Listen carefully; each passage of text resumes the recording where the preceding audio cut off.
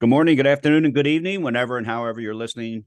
We're just glad that you are. This is the Delaware High School Football Pod presented by Websites for Sports, and we're the only media outlet in the state exclusively covering high school football. The pod is available wherever you listen to your favorite podcasts and also on YouTube for those who prefer to see what you're listening to. Follow us on Twitter at DELH Football, DELHS Football, and on Facebook at the DELHS Football Pod. On today's show, we recap week number 6 in the football season, the official beginning of the second half of the football season. We have a little bit of clarity on some things, the top fours, that type of thing, teams that probably won't make the playoffs.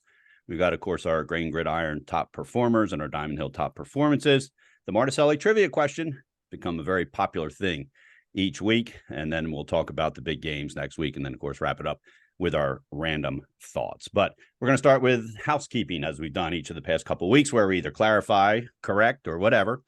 DIAA meeting this past week. Marty, they voted the tournament manual to officially be accepted for football. And what that means is what it says in that manual is what goes, no matter what people think it was supposed to say or did say, and caught everybody off by surprise, I should say, with the format of the playoff structure. We, of course, have been telling you that basically the winners in each districts in all 3 classes are the only ones guaranteed to make the playoffs. And then after that, it's on the index system. And Marty, when you heard the approval of the tournament manual, you went online and looked in it, as did several other media members. And what we found out is not all the coaches are aware of this change, or again, I don't think it was a change because it's only been slightly altered from last year, so it's a little bit of a change, but in some ways could be a monumental change for some teams, and I'll let you explain that to the listeners. Yeah, this was back, and we, as you said, we've been telling people this since the end of last season, and then in our preview show this year. Originally, this all went back to APO winning District 1 in Class 3A last year. And it became an issue because APO probably would have been no higher than a 5th seed, maybe even a 6th seed in the play if the point index were used. But because they won their district, the rule was the district winners are seeded 1 and 2. So the DIA board met, and one of the things they came up with, and one of the board members actually used the term that this is sort of the APO rule, is they determined that the playoffs would be the top team in each district would make it, but then they would be guaranteed a bid. But then everybody, all 8 teams in each playoff field, would go into a point index system, and they'd be seeded that way. But when the new manual came out, they sort of went back to the old way, and they changed a few things. So for District 1 and District 3, for Class 1 and Class 3, you'll have the top 2 teams in each district are guaranteed playoff berths. The top team in each district, the district champion, are guaranteed the 1 and 2 seeds in Class 1A and Class 3A. So you'll have 4 teams in 3A, 4 teams in 1A that are guaranteed spots, and then the other 4 in each of those will be based on point index, and that's how they'll end up seeding it. In 2A, the only difference is there's 3 districts. So there won't be the top 2 making it. It'll just be the district winner in each of the 3 districts. And then the remaining 5 bids will be done by point index. But those 3 district winners will be seeded 1, 2, 3 based on their point index. It's just the 3 of those teams. So yeah, it's much different than they had said it was going to be. It was going to rely much more heavily on point index, but they decided somewhere along the line to go back to putting more emphasis on district play. Which, for better or worse, it is what it is. I'm okay with that. I don't mind it one way or the other. It's just it was a surprise that it was such a drastic change from a reversal from what we had heard discussed and what we thought was being approved. So just an interesting little twist, but now everybody knows how teams qualify for the playoffs. And of course, it was, if you're going to schedule it, you're going to do it 2 years in advance anyway, if you're trying to game the system. So nobody's gaming this system at all. This is just the way it is. Maybe they ought to announce it mid-season every year. That's right. That's right. This is how we're doing it. And the funny thing is, this season is crazier than ones we've had in recent past. So it should be a fun setup. It's going to be, the one of the things that was that prompted the change to begin with, that was then eventually changed back, was the uneven bracket in 3A. And I talked about the APO piece already, but the other part of that was you had basically the three best teams in 3A were all on one side of the bracket. Right. So that was a way to get around that, but they've kind of gone back to the way it was. So it could happen again. And you know what? It may happen anyway, because Smyrna and Middletown with their out-of-state games, Smyrna's 2-4, their bonus point situation. So it's going to be, teams are going to be spread out all over these the seedings once this is all said and done, the regular season. So Right. it's going to be fun one way or the other. We're going to have a good tournament. Well, and here's the bottom line: if you're in Class 3A, if you're in the top 2 in either district, you were making the playoffs anyway, right? So it may just have impacted your seeds. And really the same thing in every other class. What we didn't like was that a 4th place team in Class 2 was making the playoffs, and a 5th place team in a different district in that Class 2 didn't make it, but they were clearly much better than the 4 team that did. And so that's what they tried to clean up. The bottom line is the top teams in each district are going to make the playoffs no matter what system they use. And you can say, well, that affects our seeding, this and that. But here, the bottom line is you got to beat every team in the playoffs, or you're not winning the state championship. Right. You got to win each of your games anyway. So. And unlike in the NCAA, where the argument might be, yeah, but you're costing us playing at the next level where we make another $5 million type of thing. Right. That doesn't happen in high school football. So I'm fine with what they did.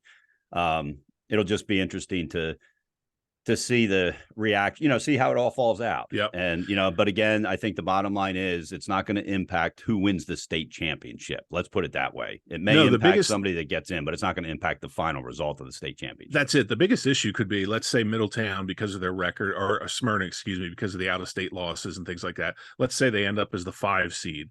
Well, now you've got a top 4 seed that's going to look at this and say, oh my God, that's our first round matchup. Right. The 5th seed is Smyrna. 4 and a 5. So right. Yeah, exactly. So that's going to be your only complaint, is who plays who in the first round, but that's only going to be from the teams. We'll love it. So And if you can't beat Smyrna, you weren't winning the state championship. That's anyway, right. Because you either couldn't beat them, or you couldn't beat the team that's going to beat them eventually. So there you go. That's what it all comes down to. All right, let's move on to week 6, official start of the second half of the season.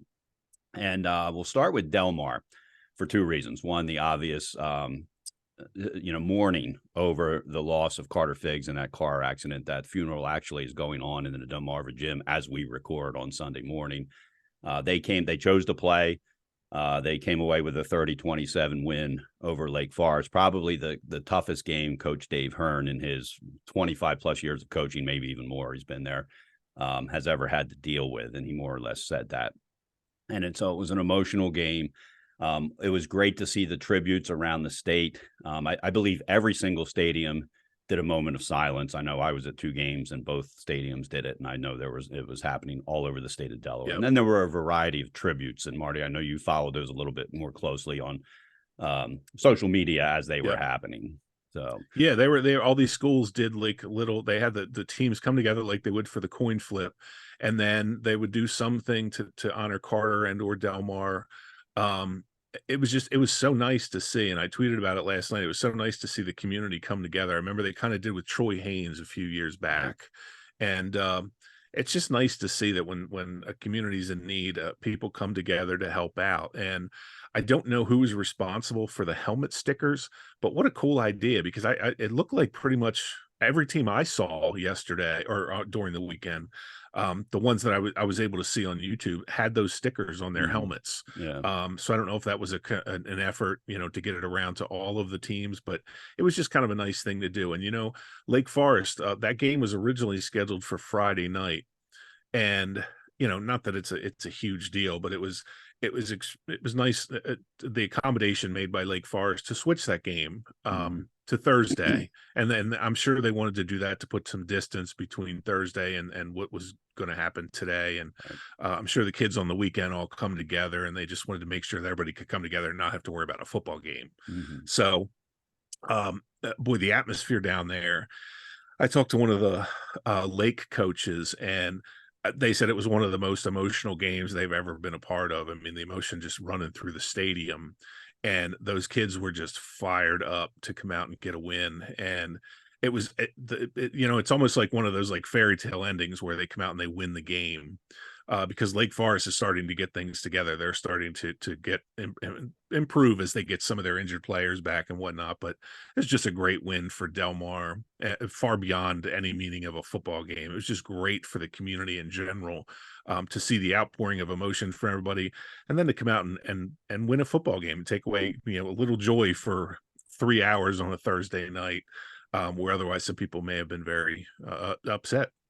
Yeah, and say what you want about Delaware and the size of our state, and people always talk about, the real football happens down south and Texas and et cetera, et cetera. If you have a player die in a car accident down in Texas, the state is not coming together. The local community is, but the Right. state is not coming together, and that's what happened here in Delaware. So again, our thoughts and prayers continue to go out to Carter Figg's family, as friends, teammates, everyone dealing with this horrible situation. And it is a lesson, Marty. Your kids are grown.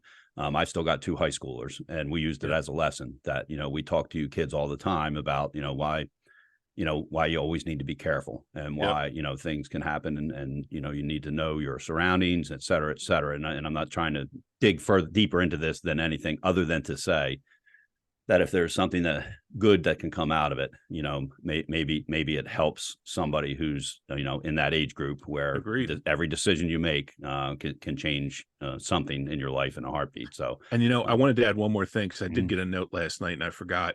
One of the coaches downstate sent me a note and said, "Don't forget about Carter Powell." The young man who's still in the hospital that was pretty seriously injured in the car accident, and just said, just remember his family's going through a tough time too. And if you guys mention it, that would be great. So in addition to Carter Figg's family, we're thinking about Carter Powell as well, and wish him a hopefully a very smooth recovery. Yeah, and Delmar, when they actually went out to the coin toss, and I think you mentioned they took Figg's jersey, but they also took Powell's jersey out with them as well. So they haven't forgotten him either, nor should they. So that's a great point. All right, let's move on. Howard Newark also on Thursday night. Marty, I turned this game on and saw that Newark was up 3-0 early, and then I had to go do something. I came back; they were still up 3-0, and I thought maybe whoever was streaming the game had the scoreboard wrong. I covered Newark. I root for Newark, but I just thought Howard was going to be a much better team, and that wasn't the case. It wasn't a district game, but it was still a great game between 2 coaches who are good friends. In Jody Russell and Dan Ritter. They've done a lot of blue gold stuff together. They played at in the same era of football. And so it was just a neat matchup, and it was up at Apocinio, and, Howard ended up coming away with a win, but I haven't talked to Coach Russell yet. I usually talk to him either later today or tomorrow morning. And he, I'm sure he was proud of his guys and what they did. Mia Caro kicked a field goal, a girls soccer player, to get them up 3-0. And then the defense, just held on. And then it was in the end, it was Howard that was able to pull it out, but it was late in the game. And, that was just one of the better games of the weekend, not a game that a lot of people were paying attention to. To be honest, if I wasn't, covering Newark High for the Newark Post, I probably wouldn't have bothered to turn it on at that point for whatever reason. But it was an entertaining game, and, a good loss, if there is such a thing. I'm sure Coach Russell learned some things from his team about that. I'm sure they learned some things about themselves, because Howard is always a tough out. And, they lost their first 2 games and they've won 4 in a row since. And so just a great job by Dan Ritter keeping his kids in that game. But 2 good, I'm not going to call it a rivalry necessarily, but they do play each other quite often. And so it was a good win for Howard. And if there is such a thing, a good loss for Newark. And these 2 teams came in averaging a ton of points. This was, I had messaged Sean Green right before it came on and said, I'm hoping for a 60-50 game. And then, that broke out. It was, I got 2 texts from family members actually at halftime. It's funny that you had mentioned that about the score, asking me the same thing. Is the score bug on 302 correct? Mm-hmm. And I said, yeah, it's correct. Mia Carew kicked the field goal in the first half, and that was it. And, for Newark and Coach Russell, it's funny. They're the ones who are going to rue this, because they had chances. They shot themselves in the foot a couple times with some penalties. They had a touchdown called back on a holding call in the first half. And it was such an odd game. RJ Matthews was not his usual self. He was off. McKeevis Rogers was running all over the place, but again, there were penalties here and there. Howard would come up with a stop when they had to. sort of a bend but don't break for Howard. And I think what both teams found out was that if need be, they both have some pretty good defenses, Yeah. which is surprising because both of them not only were they among the top scoring teams in the state, they had also given up a ton of points, especially Howard. Mhm. So this was nice to see. If you're a coach, you always want to know that if one aspect of your team is not playing well, another part will pick it up. And that's what happened here. I give all the credit in the world to Howard as well for hanging in there and then coming up with the touchdown with 3 minutes to go. It had to be so frustrating by that point, because they've been going up and down the field every week, like I said, and punching it in from here, there, and everywhere. So a big win for Howard in terms of maintaining pace. They already they started with the 2 losses for the season. For Newark, this one may hurt because they've had such a Jekyll and Hyde season. I say they and Tower Hill are the 2 teams. They're the biggest head scratching teams in the state because of who they've beaten and who they've lost to and how they've lost and how they've won. Right. So Jody Russell definitely has made improvements at Newark. This is a much better team than we saw a couple years ago. And again, for Dan Ritter, it was great for him to see that his team, on a night when the offense just wasn't clicking, his defense came up strong, kept them in the game, and eventually the offense did just enough to get the win. So this was a fun game. You mentioned the head scratching for Newark. Here's been their schedule so far, Marty: win, loss, win, loss, win, loss. There Some you of go. as you said, some of the wins expected, some of them not, some of the losses expected, some of them not. Yeah. So if you're one of those guys that follows that kind of thing, they should win this week. Here's the caveat: they host Caravel, 6-0. So, and we've watched Caravel. They, including beating Hodson, who I've now moved to the top of my second Ford list in Class 3. More on that later. But so Newark's going to have their hands full with Caravel. Howard's going to host Odessa, who got blown out by Wilmington Friends in a complete shocker. And again, we'll mention that later on. But so both teams going to try to come through with Week 7 with a win. All right, before we move on, the title sponsor of the Delaware High School Football Pod is Websites for Sports, the only place you can find the schedule of every high school team in Delaware. Brian Rutter started this almost 20 years ago now, and I'm not sure what we did with it. One of the great things is he keeps the stuff up there. So when we need something from 15 years ago, we can go find it in most cases. So Websites for Sports, that's the number 4.com. They have a home team, the away team. They have a map to where the stadium is if it's the away team that you're going to. One of the things I love about it is you can get email messages when the team or teams, in my case, that you follow, change their schedule. And that's important because schedules do change. We mentioned Newark and Howard playing on Thursday night. That was originally a Friday or a Saturday game. I forget which, but that got changed. And thanks to Jody Russell for letting me know that after he listened to the podcast, and we put that out on our social media almost immediately. So people knew, but that's just an example of the importance of the Websites for Sports. The other thing they've recently done, Brian Rutter started the stats, and a lot of teams use that already. Marty, he just started that. I saw the first weekend. It's great. So, coaches, we've implored to teams, and it shouldn't. I'm not just coaches. It could be managers. It could be an honor society student who needs volunteer hours, like my son does, to just input stats once they're done. And, I'm sure it's an easy process because it's set up to do that once somebody has the stats in front of them. And it just helps everybody. Kids love to see their stats. Parents love to see the stats. We love to see the stats. It helps us promote the kids. And so Brian Rutter has added that for several sports, if not all the sports. I'm not sure about that, but football for sure. And so make sure that you take advantage of that. Assign somebody to do it once you get them the stats. And, we love to have them we like them 2 hours after the game. We know that's not going to happen. But even if you get them in by Wednesday of the next week, at least they're there. So Websites for Sports, that's Websites, the number 4sports.com. And we appreciate their sponsorship. And I just want to say real quick to the coaches and everybody out there, if you want to see how it's supposed to work, look up the Brandywine Indian River game, because both coaches went in and entered their statistics. So you've got a full box score, the way that the game was scored, and then you've got statistics for each team, one on top of the other. It's perfect. So take a look. Brandywine Indian River, coaches, that's the way it's supposed to look. All right. Websites for Sports, the number 4, websitesforsports.com. All right, let's go on to Red Lion. DMA played at Red Lion on Friday night. DMA led 13-0 at the half. Marty, that score, when I saw it, it didn't surprise me, to be honest with you, but it also wouldn't have surprised me if it was 13-0 Red Lion. That was the way this game was kind of promoted and the way we thought it would be. Red Lion scored 2 touchdowns in the third quarter. It was a scoreless fourth quarter. So another time, Marty, we've seen where an extra point makes a difference in a game. And so that was a huge win for the Lions at home.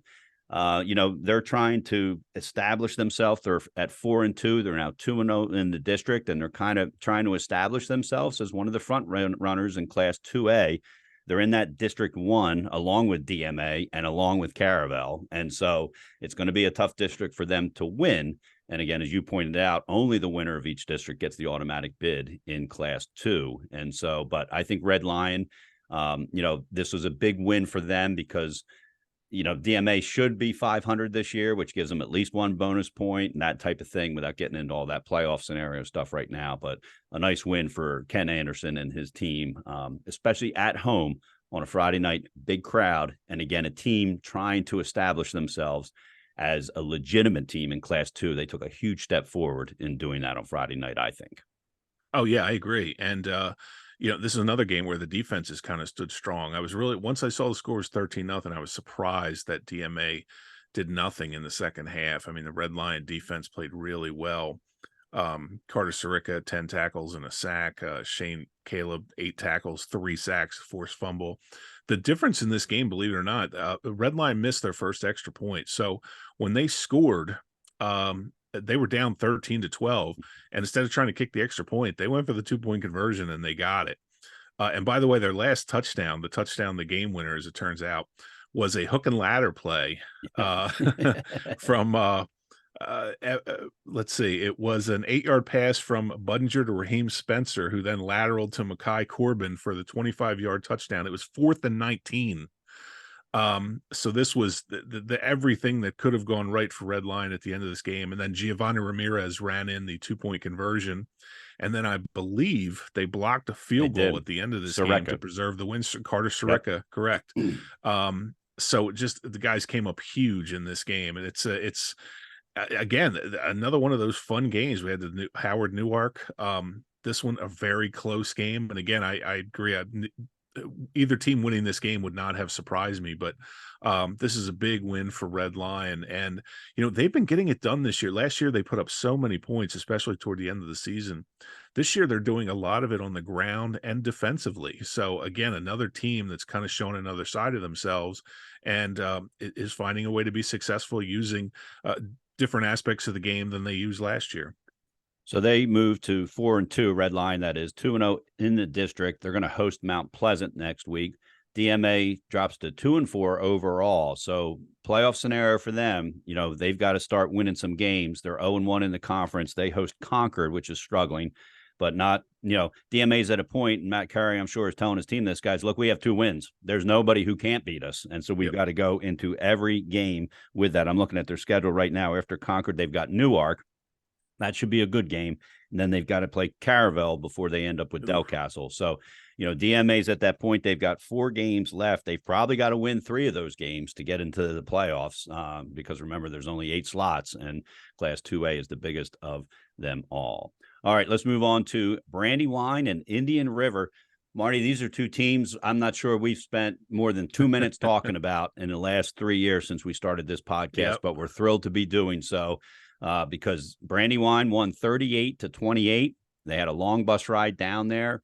Indian River was on a 2-game losing or has a 2-game losing streak now. Brandywine jumps out 10-0. Indian River comes back and scores. The Bulldogs had 2 touchdowns before the half, and then that pretty much put the game away. Marty, Brandywine, if they make the playoffs, they could be the story of the season. Just because of the history of this program. They had 0 wins last year, brief history, I should say, recent history, 0 wins last year, 2 the year before. Head coach Isaiah Mays was involved in both of those seasons. And as he told me back then in that first year, and probably told you the same thing, this is a process. You don't come in and go from 0-9 to 9-0. And so he's done a great job bringing that program back with some notoriety. And, Marty, if you had told me a couple years ago that in 3 years, Brandywine was going to be the talk of the Brandywine district, and it wasn't going to be Concord and it wasn't going to be Mount Pleasant, I would have told you you're crazy. But right now, Brandywine is the cream of the crop in the Brandywine School District right now. They are. I mean, Isaiah Mace has these kids just playing lights out. This was one of those games we kind of talked about last week, was another gauge game. And to be honest, you'd have to say Indian River was the favorite going into this. They were the last year. The only reason they didn't do more the last 2 years is because St. Elizabeth knocked them out each of the last 2 years. I think St. Elizabeth beat them 3 times. They look to be the class of this, the Class 1A this year. And Brandywine has sort of come out of nowhere. They're now 3-0 in the district. But to go down there and put 38 points up on a good Indian River defense is just amazing. And Kristen Wright continues to have a great season. He ran for 2 more touchdowns, threw for 2 touchdowns. Sophomore Kassir Williams caught both of them, and he also ran for a touchdown. They've also got a weapon this year that we've always been fond of throughout the state, and that's a good kicker. Yeah. And one of my favorite names, Ian Cleghorn. He's been incredible. He was 5 for 5 on PATs in this game, 3rd week in a row that he's been 5 for 5 on PATs. He's 20 of 22 on the year. He had a 27-yard field goal in this game. That's a huge weapon to have when you hit those, as we've seen from Smyrna. If you don't get those extra points, sometimes it can come back to bite you in the butt. And they've got a great kicker. And, defensively, they're sort of another one of those bend but don't break. They give up some points. Obviously, they played Friends last week and took them to the wire in that 38-35 overtime loss. But they're putting up a lot of points right now, and their defense is doing enough to keep them in games. And I agree. Right now, they'd probably be among the top 2 seeds. Well, obviously they're winning their district right now. So if it ended today, they'd be the 1 seed for the tournament. But what a great story. I mean, I said that to Isaiah Mays this weekend last when I keep getting these stories, the stats and stuff from him, and he's just extremely proud of the way these guys are playing. And he made a point of saying last night, we're just all around, everyone's playing well, and that's what's got us in this position. And again, like you said, it's so much fun to see a public school in this area doing well, because traditionally, or more recently, I should say, not traditionally, but it's been tough. It's been a rough sledding for these teams. So it's great to see Brandywine in this position. And Indian River, they got to pick up the pieces here and move on. They're still a very good team. 1A is wide open. So who knows what happens from here on out, but it's so much fun to see a team like Brandywine come out of nowhere and do what they've done. Yeah, and so Brandywine's 4-2. They're going to host Seaford. And as you mentioned, Marty, there's 4 teams in District 2 down in Class 1 that already have 2 district wins. So this is going to be a crapshoot until the end. And I think we all agree any of these teams can beat any of the others. Indian River, they have the early college high school. Indian River is going to try to snap this 3-game losing streak. They're in that same situation we just talked about. They're a 2-win team, and we're more than halfway through the season. They can't afford to lose a lot more games. They've got 4 winnable games as well. So it's going to be an interesting run down the stretch for both of these teams. All right, the last one we're going to talk about, not a ton of recaps this week. We try to recap the games that are most interesting or the closest or the ones that had an unusual ending. And this is what we got for this next one. Class 1, Tatnall with a 55-7 win over 55-7, over Class 2 Tower Hill. And it was the 5th straight win for Coach Ireton at Tatnall. And their only loss came to a Class 2 team, Wilmington Friends. Like Brandywine, Marty, this is kind of a Cinderella story for Tatnall, and just a great win and a lopsided win. And I know that surprised you as much as it surprised me, and one of the reasons we put this on our recaps. This has been an amazing story. They lose the first game of the season to Friends, but it's only 22-8. So there was an indication there that they had a pretty decent team. Then they go and they put together the winning streak. They weren't really playing top-notch teams, let's put it that way. This was not that. Tower Hill has had some success this season. Again, they're a Class 2 team, And boy, Tatnall just blew them off the field. I kept watching Mike Lang's tweets, and it's a 12-0, it's 12-7, and then before you know it, it's halftime and it's 47-7. And you're like, what in the world is going on here? Rashawn Lamons has done everything for this team. I think I might have mentioned last week he'd probably be my Class 1A player of the year at this point if the season ended today. 15 carries, 157 yards, 5 touchdowns. He's also the quarterback, 3 or 4 passing, 75 yards, and a touchdown. So, and they're getting contributions. RJ Moore, 15 carries, 90 yards. Micah Stamper, 7 carries, 76 yards. They had 2 receivers, Jaden Miner and Chris Gordon, catch about 70 yards worth of passes, 1 touchdown. The defense allowed only 93 total yards in this game. This was just, Tatnall is one of those teams. I think, we always used to look at some of these teams like Tatnall Friends, Tower Hill on occasion and say, well, they get to the state tournament and they haven't played anybody.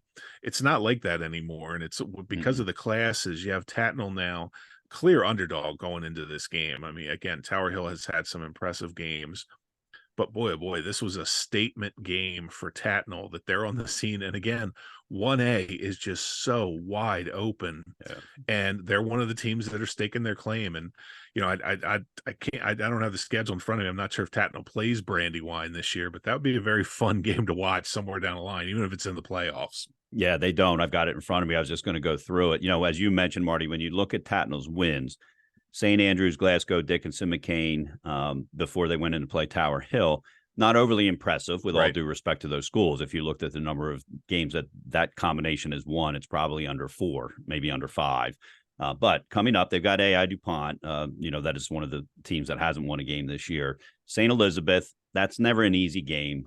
Charter of Wilmington, never an easy game. And then Christiana, which, Christiana is not playing to get in the playoffs at that point. They're playing for pride. And so they're going to show up and they're going to play their toughest. And that's always a tough game to play, when you're playing a team that is in that situation. So as you said, it's wide open. Class 1, we thought there was going to be a lot of parity in Class 2. It's turned out there's not as much parity as I would have guessed in Class 2, but there certainly is in Class 1. It's going to be crazy coming down here. So Tatnall has AI. Tower Hill is going to try to rebound. They play Archmere.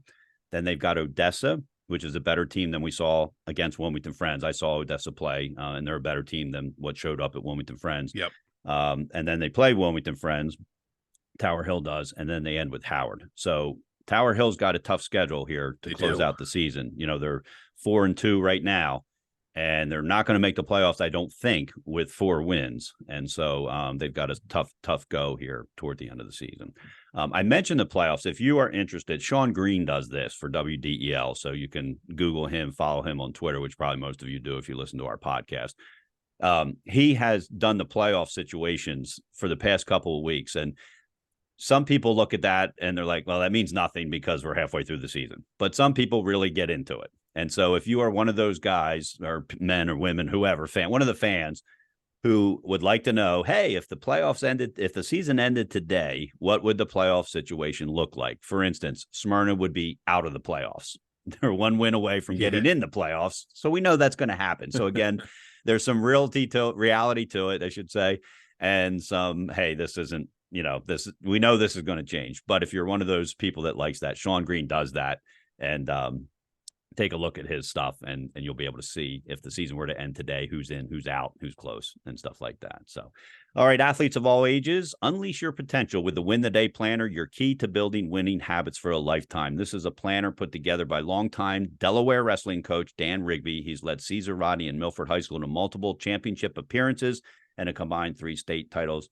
And he not only works with elite athletes and elite teams, he runs camps, does youth leagues over his career. He's done all that kind of stuff. So he put this together based on his experience coaching athletes of all ages and all ability. And the keys to the Win the Day Planner are a gratitude-focused approach, task organizing, goal setting, and a self-reflection space. And if you're sitting here listening, geez, I need this for my everyday job or my everyday life, you're right. It's really not just for athletes. It's for anyone. There's an 18-week sports season one. There's also one that is 42 weeks, which would basically cover the entire year if you have a 3-sport athlete, which is why I got it for my son.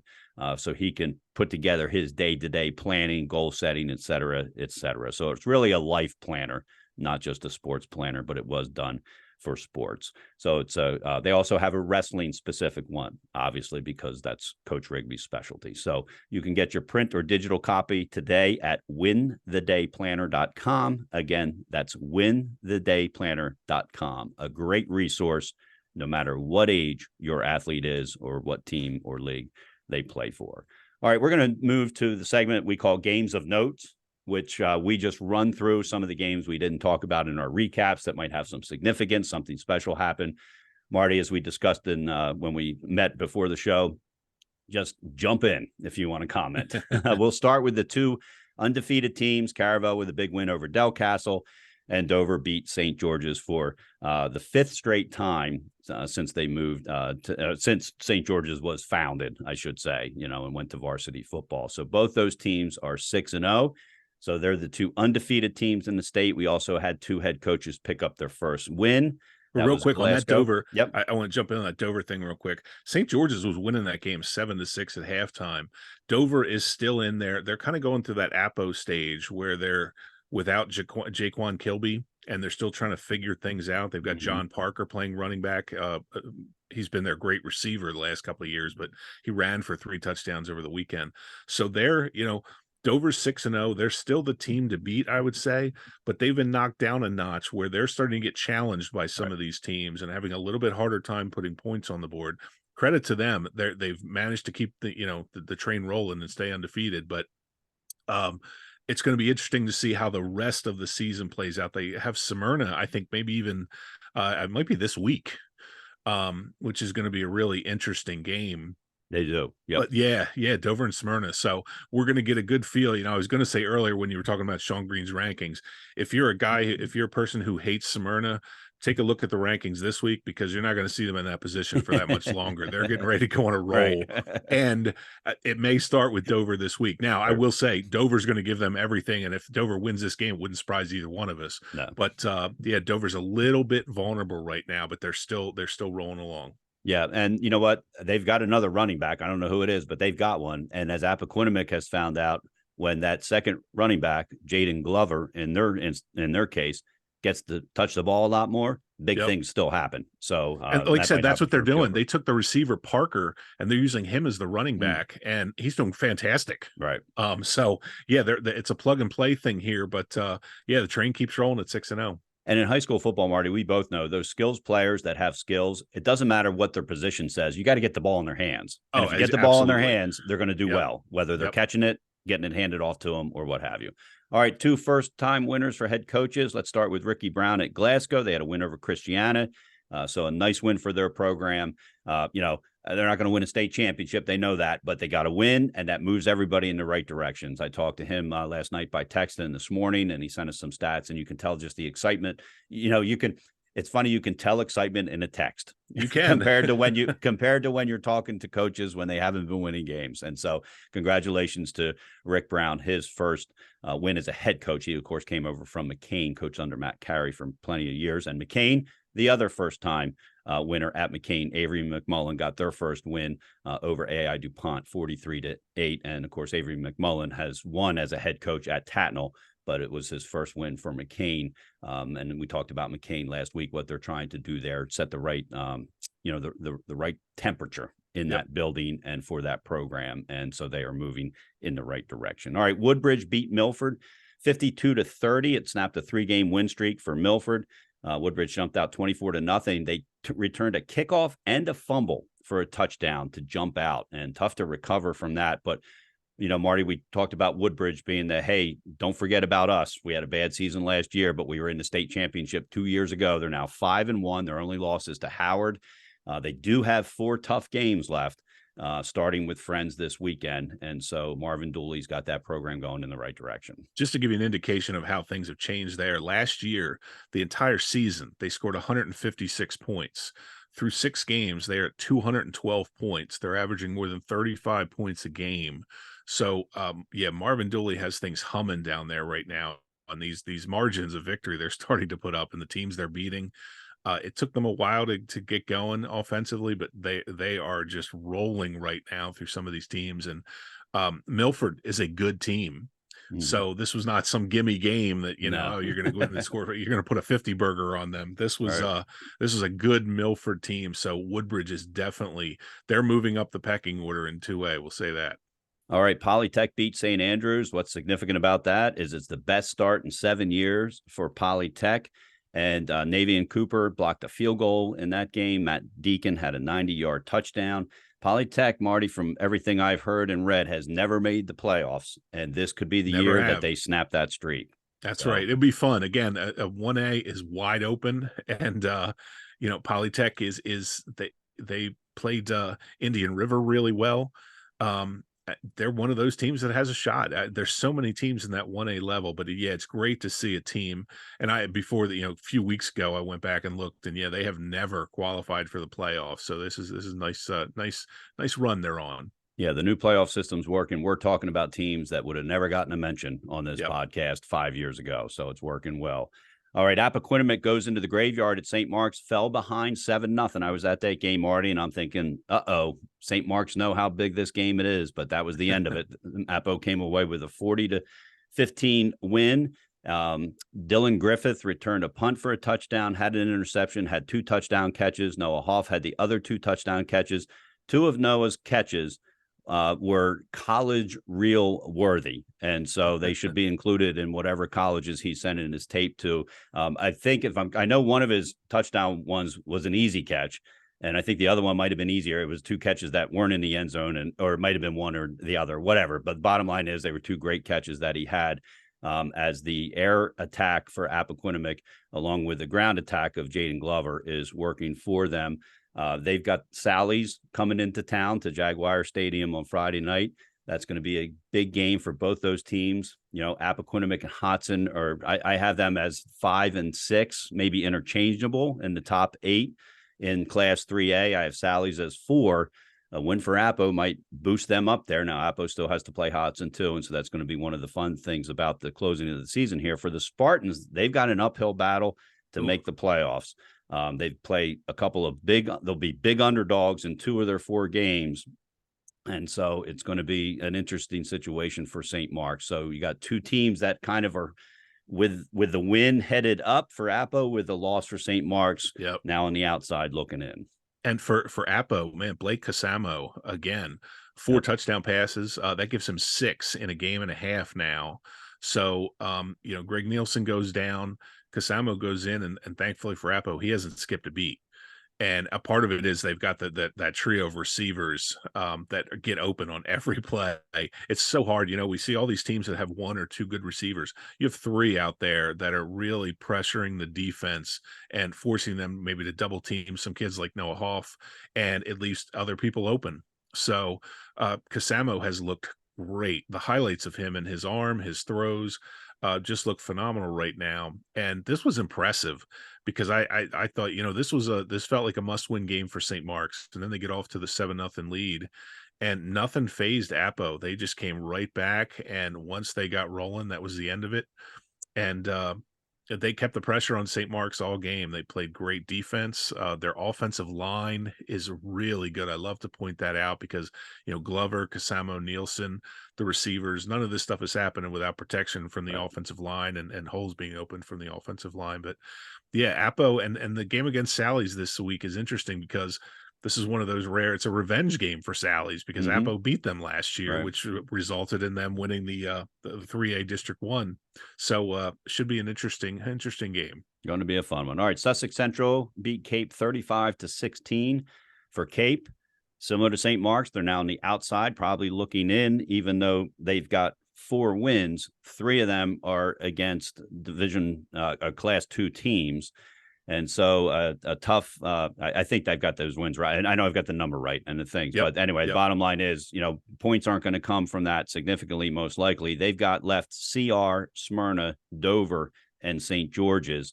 And they can't do with CR like William Penn did with CR last year, where CR came up to, I believe it was in Newcastle, and got their only win of the season against William Penn. And so they have to be careful not to look past CR, because then it gets really tough. Smyrna, Dover, St. George's. And so, Marty, Cape's certainly in a must-win situation this week. They might have to then win 2 of their final 3 games, which is going to be a tough task against those 3 teams left. Agreed. And the CR team, they gave Smyrna a run for their money for the first half this weekend, scoring 20 points, which I think I tweeted was the most they'd scored in 4 or 5 years against Smyrna.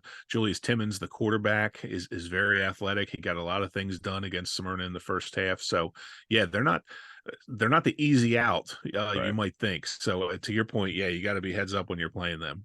And I was right about the schedule. The 3 of their 4 wins are against Class 2. Their Class 3 win was against St. Mark's, which was a good win last week. But again, could potentially be, it's going to be a win against a team probably with no bonus points when it's all said and done, whether St. Mark's wins or not, or gets into the playoffs, I should say. All right, friends, Marty, this is another shocker. 42-7 over Odessa. This game was a running clock, 35-0 at the halftime. I'm not surprised Wilmington Friends won. I'm shocked by how much they won. I've seen Odessa play in person. I've seen them play on tape. They look on the sideline like a 3A team. They have the numbers that a 3A team does. They have skilled players like a 3A team. They just didn't get it done against Wilmington Friends. No, and it was weird too, because I turned this game on and watched for a little bit right before halftime, and there was a 4th down situation with about 20 seconds left. Odessa had a 4th down, and they ran the ball, and it was more like they were trying to kill the clock. So Friends comes out for their first play, and I think they were on about the Odessa 47-yard line. And the first play, the receiver gets behind the defense, and Tattersall just lays it in his hands in the end zone. And that's what gave it a 35-0 lead and a running clock in the second half. So, yeah, it just felt like I don't know. There was almost like a sleepwalking description is what I would use for Odessa in that game. It was like they took a few punches early, and it really weighed on them. Now, they're still a good team, to the point you made earlier. They're not going to be an easy out for anyone like they were this week. This is going to change things. They're a growing program, as we know, their first senior class. They're experiencing the ups and downs that you would expect there.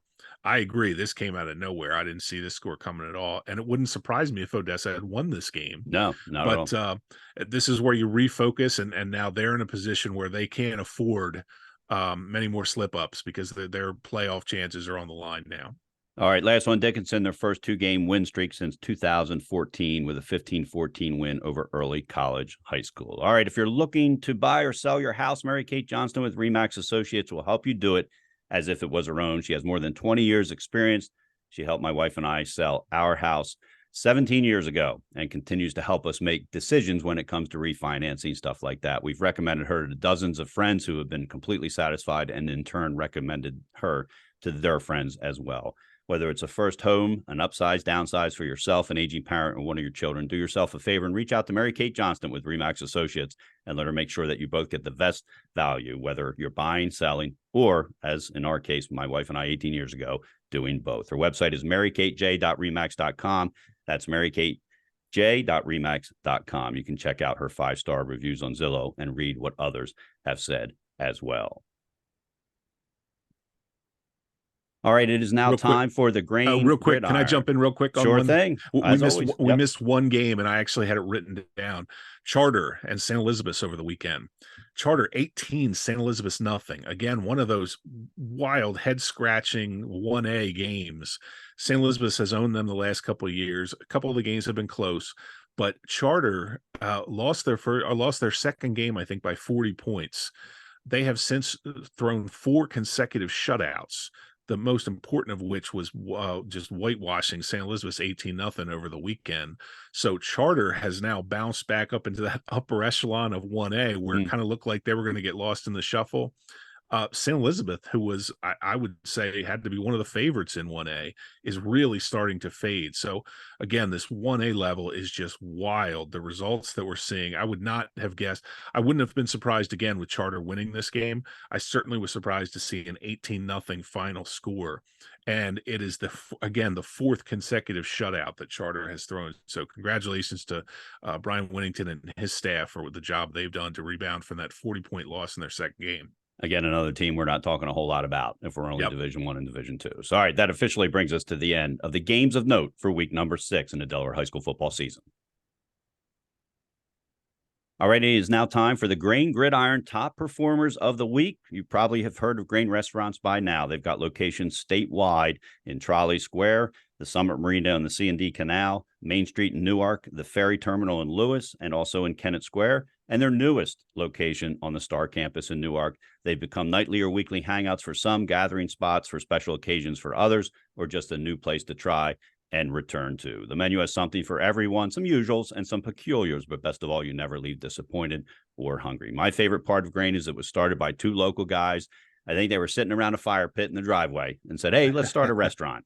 And now it's come not only to fruition, but has flourished. And they are Jim O'Donohue and Lee Michaels, and they're big supporters of the community, not just the sports community, the community in general, and we appreciate them supporting the podcast. So our Grain Gridiron Top Performers of the Week, as we always do, we will do an honor roll, and then we will announce the Grain Gridiron Top Performer of the Week, and the head coach will get a gift card for Grain Restaurants, any of the locations, because the players are not allowed to receive any monetary related gift for a prize. And we plan to change this up a little bit next year so that we can give them something as well as maybe the head coach as well. So Marty, I've got 4 total. I'm going to run through the honor roll we're talking about. And again, folks, remember when we pick this group, we do have varsity letters that we'll give out where we really don't care who the team played, or, we try to get as many shout outs as possible. But for this honor roll thing, we always look not only at the statistics, but the opponent that the statistics came against in some cases. So, Marty, I'll give 2, let you give your honor roll. I'll come back with my other 2 if you're not included. And then Marty will announce this week's top performer. So I'm going to start with Appoquinimic's Dylan Griffith, 5 receptions for 80 yards, 2 receiving touchdowns, a punt return for a touchdown, and an interception in the win against St. Mark's. So a fantastic game for Appoquinimic's Dylan Griffith. Next, I'm going to go to Sussex Central, Kevin Bridle. I'm not sure of the pronunciations. I apologize. 21 carries, 235 yards, and 2 touchdowns in that big win over Cape. So Appo's Dylan Griffith and Sussex Central's Kevin Bridle are my first 2 honor roll recipients for the Grain Gridiron Top Performer of the Week. And I have 3, and I'll just run through them. Brandywine kicker Ian Cleghorn, who I mentioned earlier, 5 for 5 on PATs, 3rd week in a row he's done that. Also, 27-yard field goals. So in a 10-point game, he accounted for 8 difference points in that game. Dover, John Parker. Dover has had the weapons, Cosme, Parker, and Kilby. Kilby's out right now. Parker's really stepping up. A 3-yard touchdown run in the first quarter. Again, halftime, St. George's is winning this game. They come out and they really put the ball in Parker's hands in the second half. He scores on 36-yard TD run, 20-yard TD run. He had 3 of the 4 touchdowns in the game. And then we had our first, and I love this, our first player nominated Grain Gridiron performer. Bryce McKinnon of Caravel sent me a note and nominated his teammate Trey Hamlin, who we know Hamlin from earlier this season. He had the punt return touchdowns for Caravel. And he did it again. This is actually a really good game. He had 5 touchdowns. He had 2 punt return touchdowns. This was in their 56-6 win over Delcastle. And again, and we consider who teams are playing and whatnot, but some of these performances just really stand out. 2 punt return touchdowns, 3 receiving touchdowns, 100 yards receiving. He had another punt that he brought back to the 3-yard line. So a phenomenal performance for Trey Hamlin. But again, thank you to Bryce McKinnon for nominating him. And you know what? If you're a player out there and you want to nominate someone on the team, send it to us. So we love this kind of stuff. Again, it's the first time we've had that happen, and we'd love to see more of it. Yeah, we talk about coaches giving us stats and parents if they have them and they're accurate, certainly. But sure, players, reach out to us and let us know. Yep. All right, my other 2, McCain's Malik Pinkett. He had 6 carries, 203 yards for 3 touchdowns. And what jumped out to me about this, Marty, is that's 34 yards per carry. So I felt that was worthy to mention McCain's Malik Pinkett. And my last one, Woodbridge's Tracy Johnson, 32 carries, 257 yards, and 3 touchdowns in that win over Milford. So McCain's Malik Pinkett and Woodbridge's Tracy Johnson round out my Grain Gridiron honor roll for this week. And our Grain Gridiron top performer this week is going to be Rashawn Lamons from Tatnall. We talked about it earlier, the 55-7 win over Tower Hill.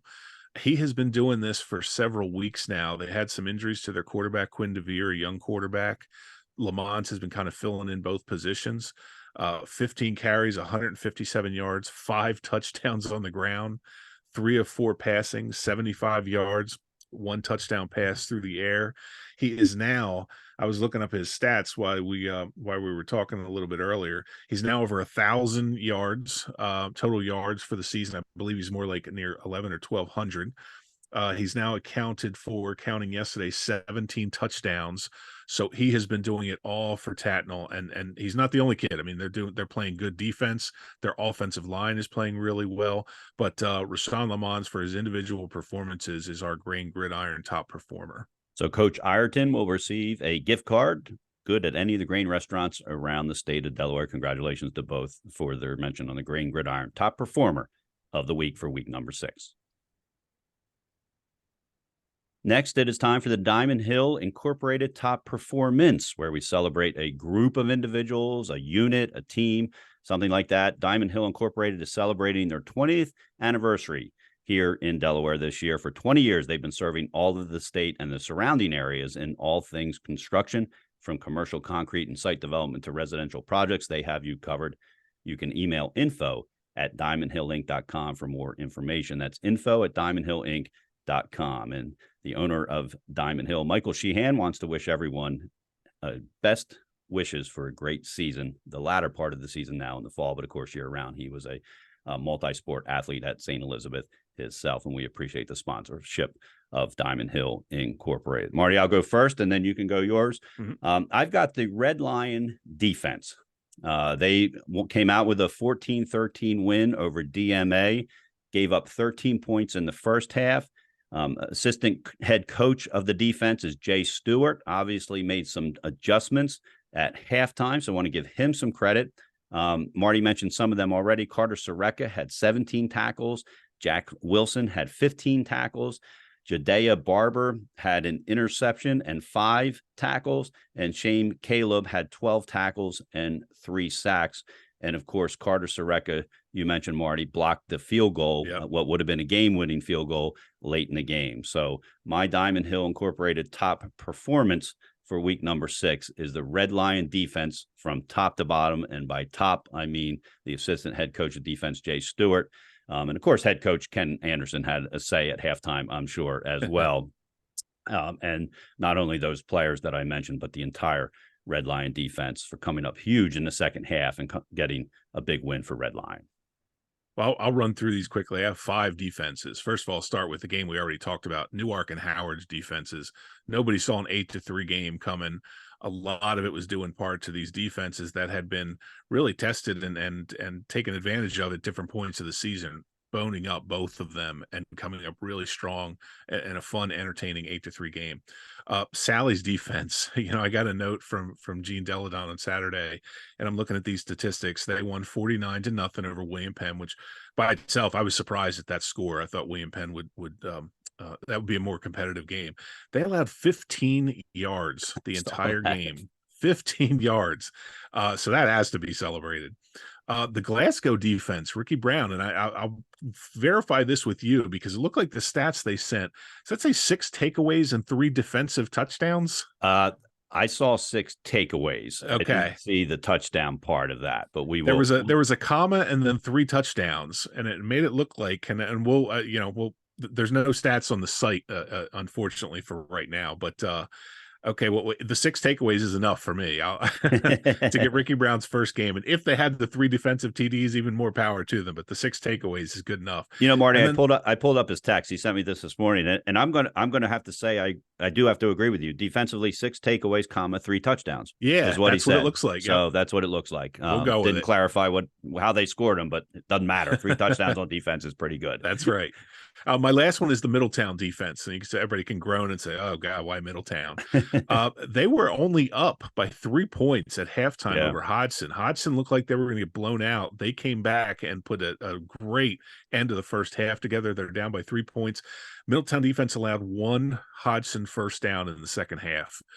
They really clamped down defensively, and just was again a well played game by 2 teams that have still pretty high aspirations. Mm-hmm. I look at that game and I look at Hodgson and I think they still got a shot. This is a game where they found out about themselves, but Yep. got to give credit to the Middletown defense for their performance in the second half and kind of pulling away a bit. Yeah, and I'm going to bring up Austin Troyer, Marty, since you mentioned the Middletown Hudson game. I was at that game. Troyer's impressive. He looks like a quarterback, and I've seen him on tape. It's one thing to watch him on tape; it's different to see him in person and what they see. You can't tell watching live streams, no matter how good the broadcast is.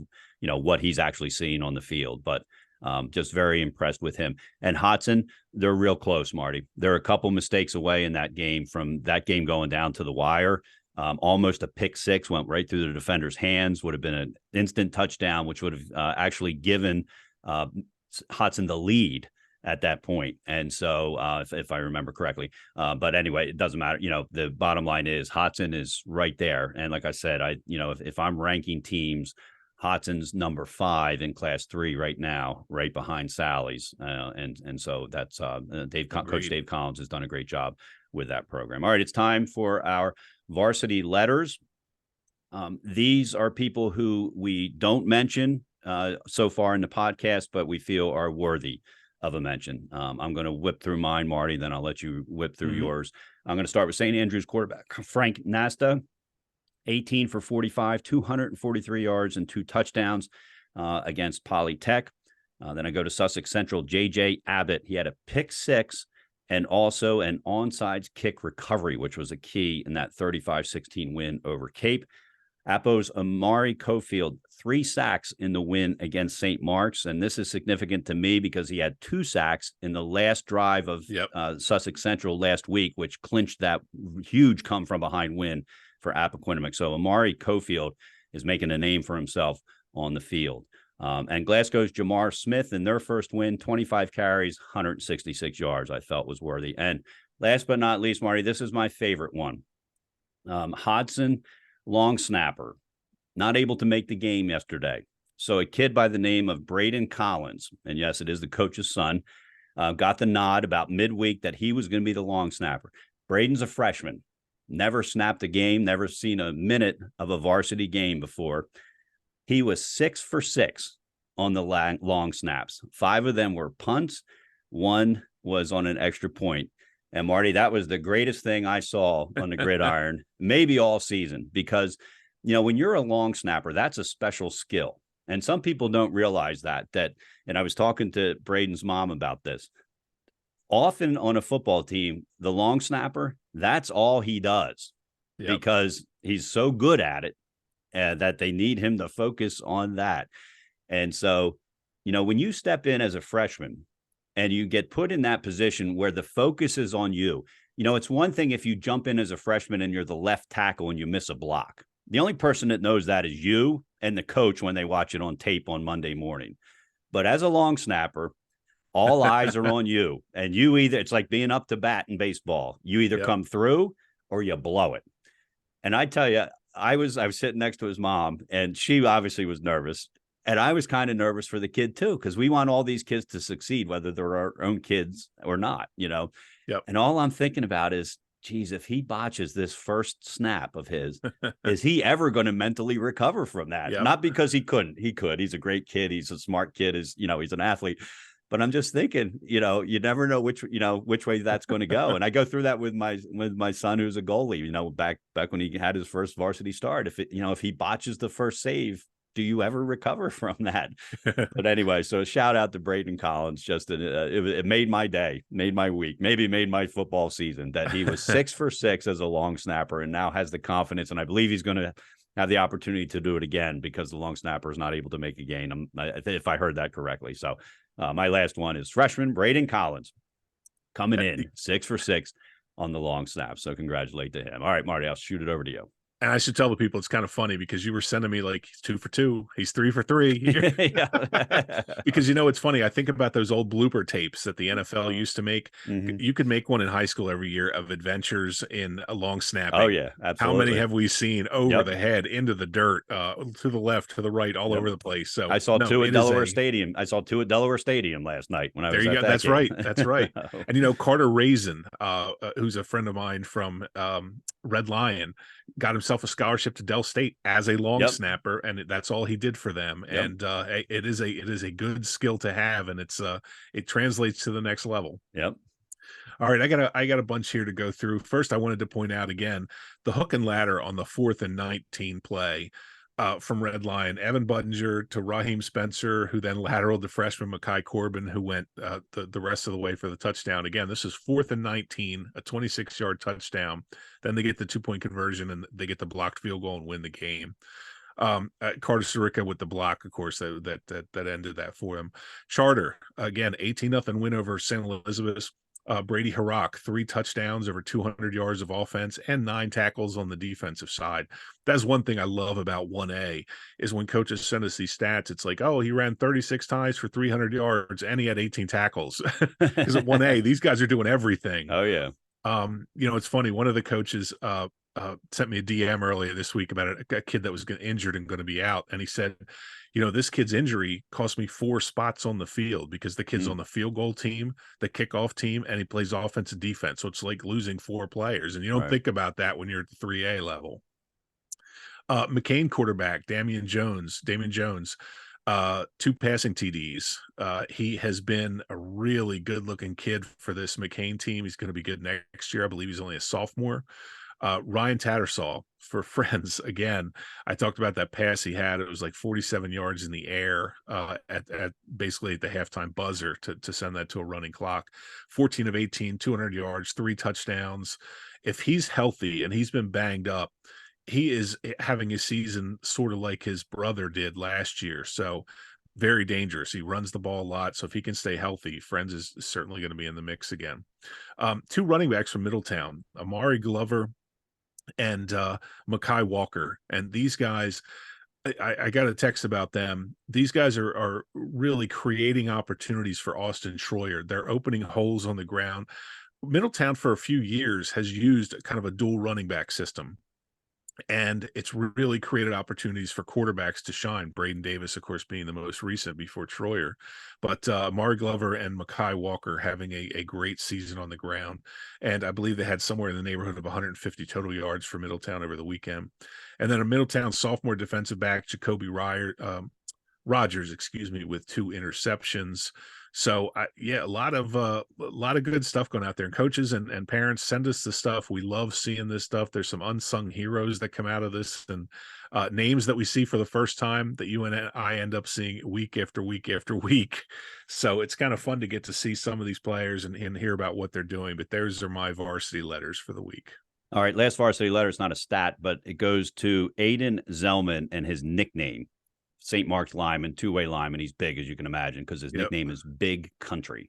And I thought that was pretty cool. I heard that on the PA system quite a bit when I was at that game. So, all right, that does it for our varsity letters. It is now time to move on to our 7 games to watch in week 7. 7 games to watch. First one, and probably the biggest one, at least the one that's going to draw the most interest, is Dover at Smyrna. It's going to be covered by Delaware Live Sports. It's Smyrna's homecoming, and Smyrna might do homecoming, Marty, better than any high school in the state. Each class does a float. They started it 2 weeks ago, the float. And I know this because I was doing a Special Olympics event at Smyrna High School the weekend before this started. The 2 weeks period started. And so they're very strict about the materials you can use, how it works. You get 2 weeks, how many hours you can spend a day on it. And as I tell people, so after this week at homecoming, when they show those floats, they put all 4 floats out front of their high school to be on display. Right. And so if you're in the Smyrna area and you got a few minutes to kill, Smyrna High School is about 2 miles off Route 1, even closer to Route 13. Take a detour, put it in your GPS, and go check out these floats. And so it's going to be homecoming. Marty, and here's how I kind of look at this game. The loser of this game is probably going to win Class 3A District 2, if I've got it laid out correctly. I'm sorry, the winner, not the loser, the winner. Sorry about that. The loser is going to be with Sussex Central fighting for second place in Class 2. So, but again, the first 2 places get in the playoffs in the district. And so I think the winner of this game is going to end up winning the district. And then the loser is going to, be there with Sussex Central for number 2.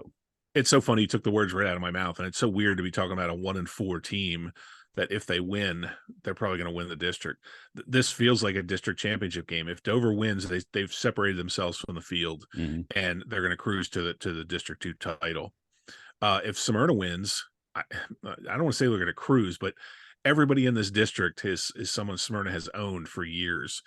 And once Smyrna gets going and they look like they're getting going, if they were to win this game, there's not a doubt in my mind that they're your District 2 champion either. So this is a big game.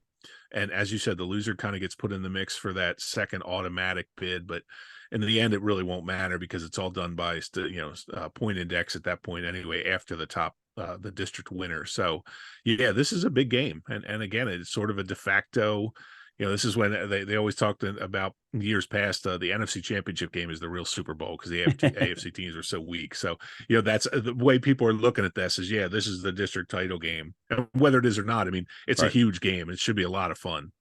And Smyrna will play Sussex Central the last game of the season.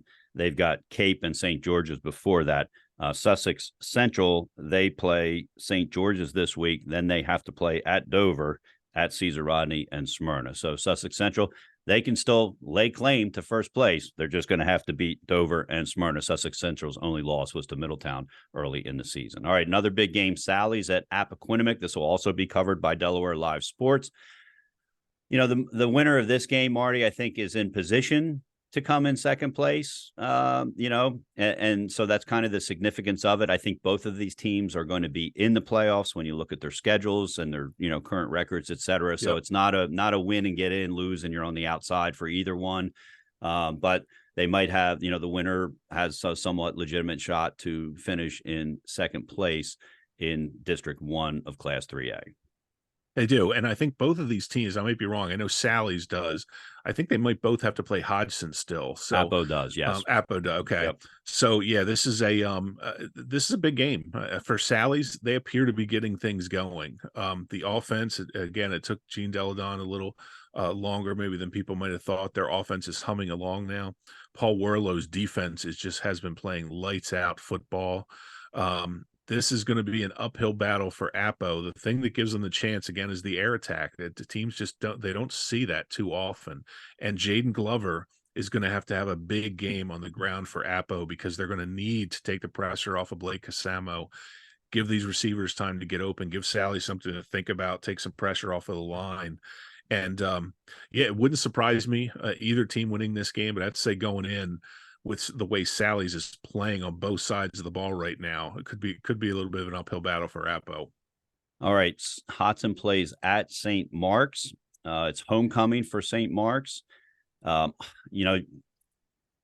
Mark's has 3 wins, Marty. Some people have talked about 4 wins will get you in for Class 3. I'm not sure if I wouldn't want to set my goals on 4. Let me put it this way. Yep. You would want your goals to be on 5, but let's say it is 4. St. Mark's needs 1 more win. They've got Hodgson at home, and then they play William Penn, Middletown, and Sally's. So like I said last week, the significance of beating Appo, which they didn't do, was that I thought at best they were going to be 2-2 down the stretch, which would get them that 5th win. But let's say 4 is the magic number. Assuming they're going to lose to Middletown and Salesianum, let's be honest, you figure that they've got to win against either Hodgson or William Penn. And so this is one of their chances to get that 4th win, which might get them into the playoffs, but more importantly, set them up for that 5th win the following week that will get them into the playoffs.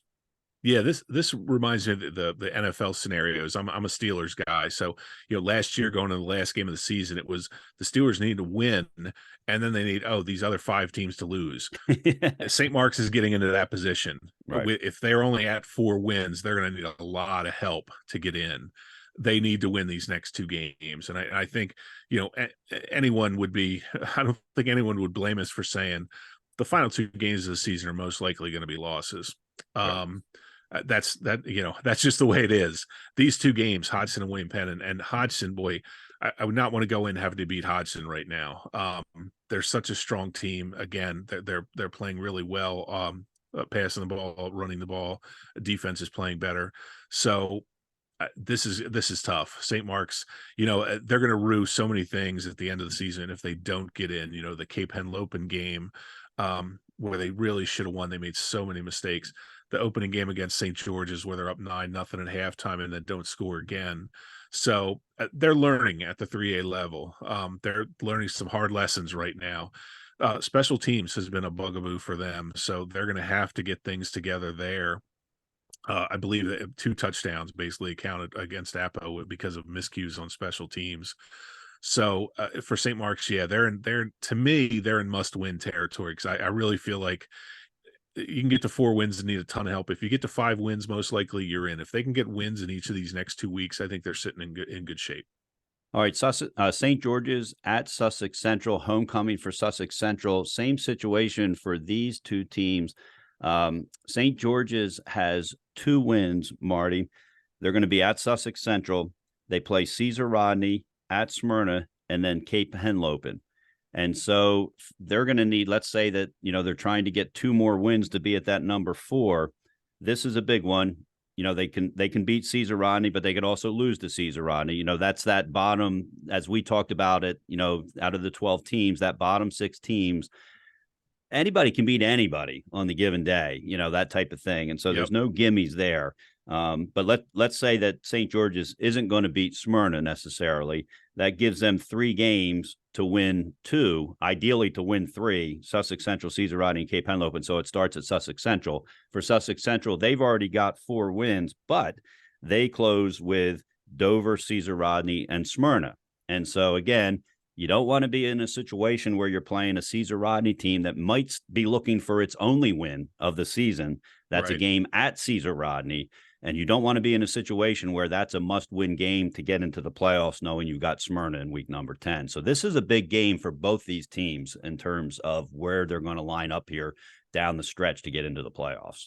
It is. And for St. George's, you look at them, they're so close. I mean, Hodgson, they lose by 3 points. Appoquinimink, they lose by 5 points. Dover, they lose by 10 points. They're so close to wins in these games. This feels like, to me, this is a great opportunity for them. Again, Sussex Central is a good team, and not taking anything for granted there. But this is setting up a win here for either one of these teams, puts you securely in a playoff spot for now. But more, like you said, sets you up for an opportunity to get another win later on to really get yourself solidified. But this should be a good game. Again, I look at St. George's and I just think they get so close in some of these games and they just can't finish it off. Now, the William Penn game, of course, was the exception where they come back and they win by 1 point, but so much of their games this season have come down to last possession. Yep. So it should be interesting to see how this one plays out. All right, last game to watch, Seaford at Brandywine. That is Class 1, District 2. And both these teams have 2 wins in the district. And basically, Marty, from what I can see, the winner is in the driver's seat to win the district.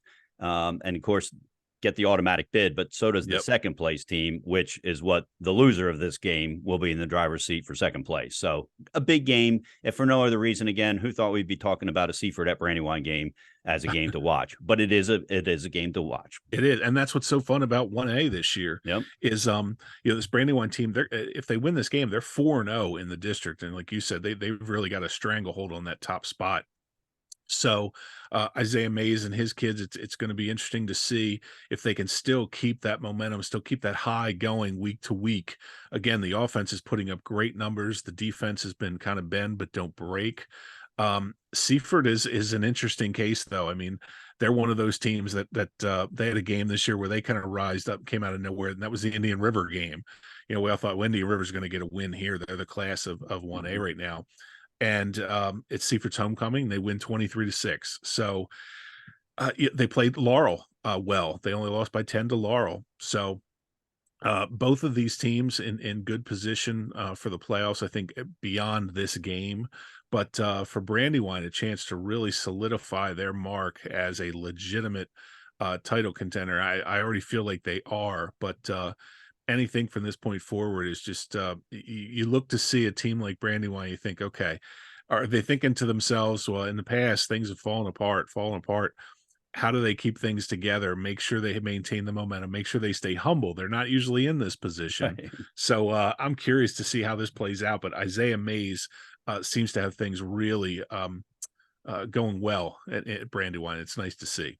All right, that's your week 7 games to watch, and 3 games that you can watch on the live stream covered by Delaware Live Sports are the CR at Cape game, Dover at Smyrna, and Charter at Della Castle. So make sure you check them out on the live stream. All right, it's time for our Martuscelli Restaurant Group trivia question of the week.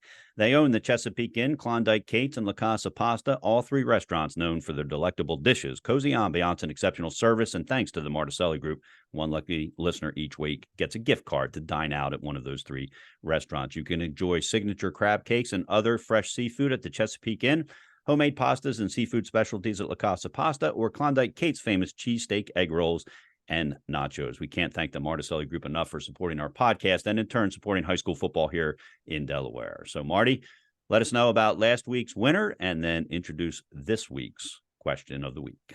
For the second week in a row, Patrick Groves is our winner. And if people wonder, well, how does that happen? Well, he was the only correct answer this week. We had, I told you last week, I said it was ticking me off that so many people are getting these answers. So I went real deep into the archives and maybe too deep. The question was in 1986, Sally's beat William Penn for the state title. And the difference was an extra point, 7-6, that was kicked in the second quarter. I said, who was the kicker for Salesiana who made that extra point? His name was Brendan Coughlin. And Patrick, we had 3 answers. 2 of them were incorrect. Patrick Rose was the only one with the correct answer. So congratulations to Patrick. He'll now have 2 gift cards from the Martuscelli Group. All right, this week, so try to make it a little bit easier. All the talk about Caryville. Caryville's having this terrific season. Let's go back to the first year they won the state title, and that was in 1989, my senior year of high school. And I had it written down. Now I can't find it who they beat. It doesn't really matter for the question, but they won their first of 2 consecutive state titles in 1989. The question is, who is the quarterback of that Caryville team? And I give one hint. He is the coach of one of the teams on Caryville's schedule this year, the head coach. Right. So if you know the answer, who was Caryville's starting quarterback that led them to the state title in 1989, a head coach on their schedule this year, send your answer to delhsfootball@gmail.com. That's delhsfootball@gmail.com, and get your answer in by Wednesday at 8 p.m. for a chance to win a Martuscelli Group gift card.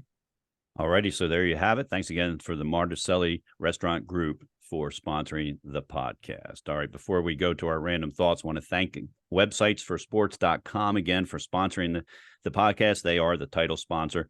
Brian Rutter has added statistics to the website. He's got a function where you can get alerted to schedule changes for your specific team or teams that you follow.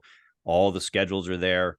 Google Map links to the away games. If you're going to away games, that comes in useful. I've been using this website since it started. I don't know how Delaware High School sports survived without it. It's your one-stop shop for all things Delaware High School sports. That's websites for the number 4 sports.com, websitesforsports.com. All right, random thoughts for this week. Marty, I'll go, let you go, and then we'll close out the show. I was at the University of Delaware football game, soaking wet. I had rain gear on. My feet were soaking wet yesterday. It's just been a shame for the Blue Hens. I think that's the 3rd home game in a row. The weather has just been miserable. This, of course, was homecoming. Paid attendance was 13,000 plus. I guarantee you there weren't 5,000 people in the stadium. No surprise. Diehards, those that were. A lot of people in the parking lots huddled up. To securities, shout out to security for not making those people go into the game. And as long as they weren't causing trouble, just let them stay out there and be under the tents is what they were.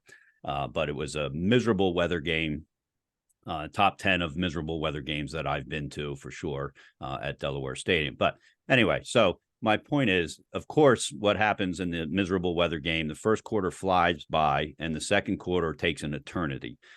They had 3 replay reviews in the first half. And of course, all of them took place within the 5-yard line of the end zone that was on the opposite side of the replay camera.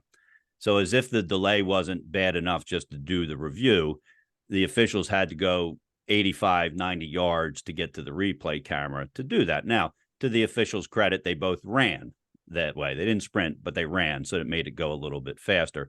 And I'm still curious, Marty, and you may know the answer to this, and I'm sure there's a good reason. Got the one ref looking into the TV set, for lack of a better term, where they go and they look into it and they're looking at it.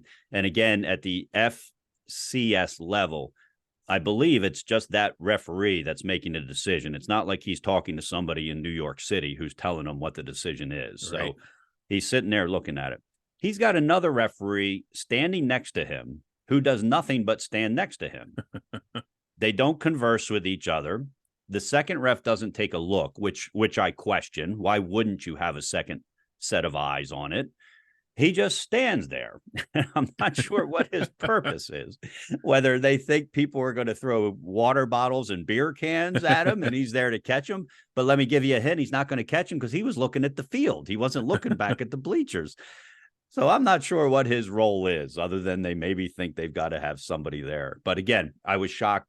No, didn't get an opinion. And these were 3 reviews that each lasted, Marty, I want to say 5 minutes per review. That might be a slight exaggeration, but 4 minutes would not be. And so, again, if they were that close, not sure why you wouldn't have this second ref look at it. I get it. Don't bring the whole crew over. Right. But why isn't this second set of eyes looking at it if you had to look at it that long to figure out the decision? All 3 decisions stood, so the refs got the call right. And so that's not even my random thoughts. That's just my lack for, my opinion or question on why it goes in this process. But the replay that the ref is looking at, and this goes for football at every level, sports at every level. And why can't they show it on the Fanavision, on the video board? And I think there must be a rule that they can't, because in all 3 situations, I think they show the replay right away, and Delaware's got a beautiful Fanavision board now. And I feel like I'm sitting at home and, watching my 72-inch TV right there in the stadium. And so why not? But so they would show it again. And then once it went to review, they didn't show it again so my question is, while that referee's looking at obviously video that they have access to, why aren't they showing it on the Fanavision? And I know in the NFL, they worry about problems and you hear all different things. And I don't even know what the rules are anymore. I haven't been to an NFL game in a couple of years. But all I'm doing is I'm sitting there for 5 minutes, and it didn't help that my feet were soaked through and I was cold.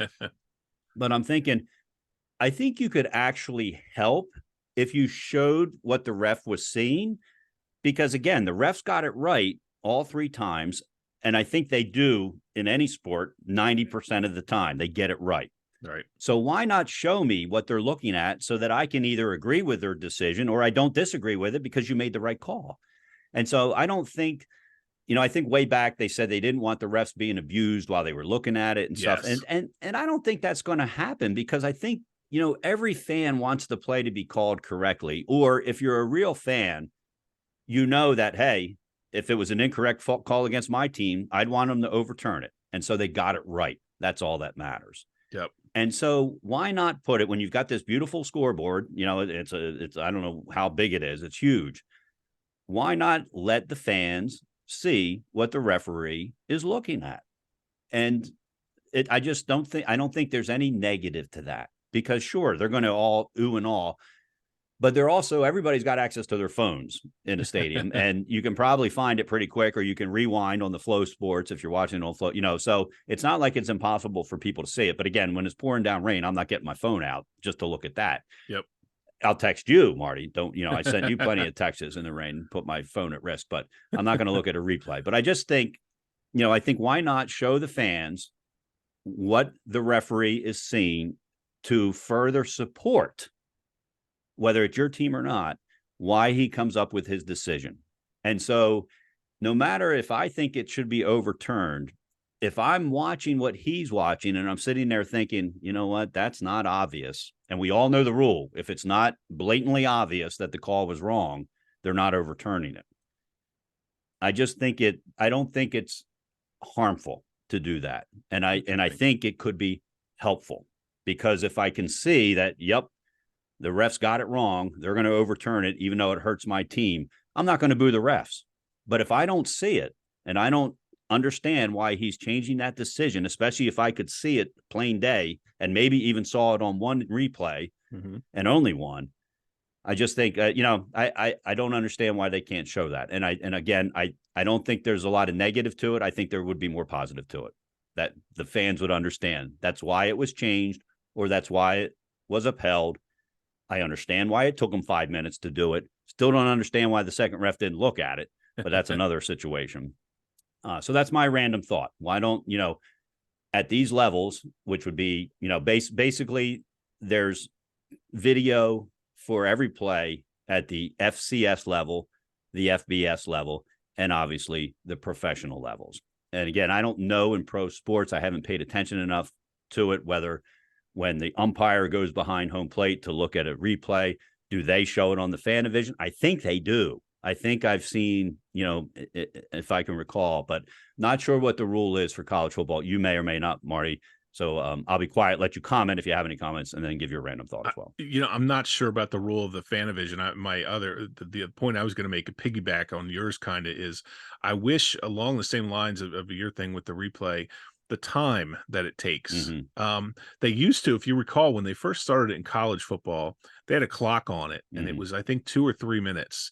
And if they couldn't make a decision by then, the call stood.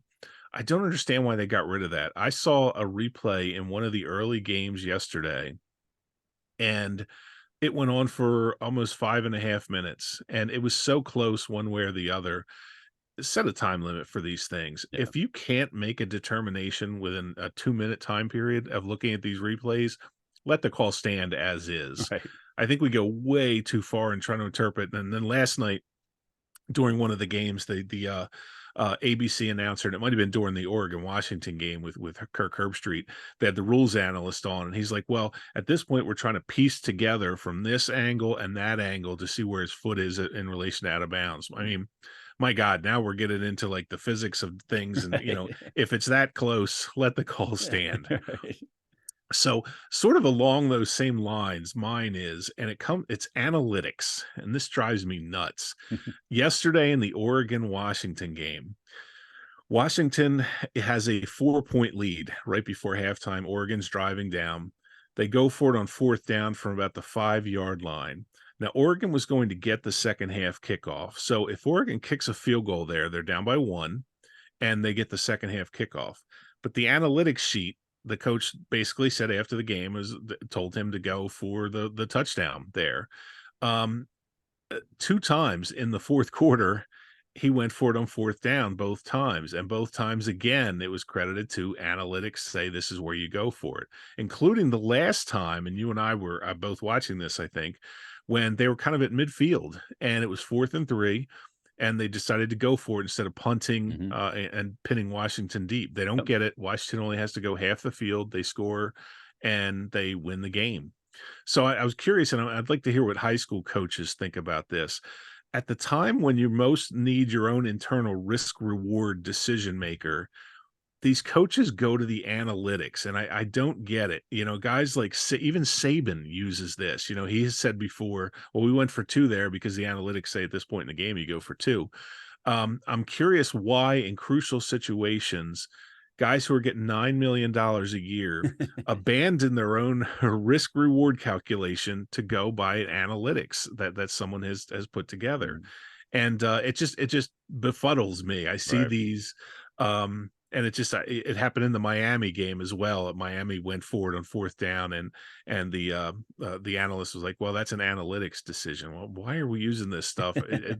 I can't picture a guy like Mike Judy saying, well, I'm going by analytics to go for it here. I mean, it's basically all from the gut, So it's just interesting, guys making that much money and sort of abandoning their own principle or their own thought process to go by something that's on a sheet of paper. So too much information. That's what it right. comes down to. That's exactly it. Wait till artificial intelligence comes into play in a few years. So. All right, that'll do it for this week's episode. Special thanks to our sponsors, Grain Restaurants, Martuscelli Restaurant Group, Diamond Hill Incorporated, Mary Kate Johnston with Remax Associates, and Dan Rigby, author of the Win the Day Planner, and of course, our presenting sponsor, websitesforsports.com. That's website, the number 4, sports.com. Don't forget to follow us on Twitter at DELHS Football and Facebook at The DELHS Football Pod. And please like and share our podcast to help us spread the word about the wonderful sport of high school football here in Delaware. Until next time, for Marty Sheehan, I'm John Buzby. Have a great sports week.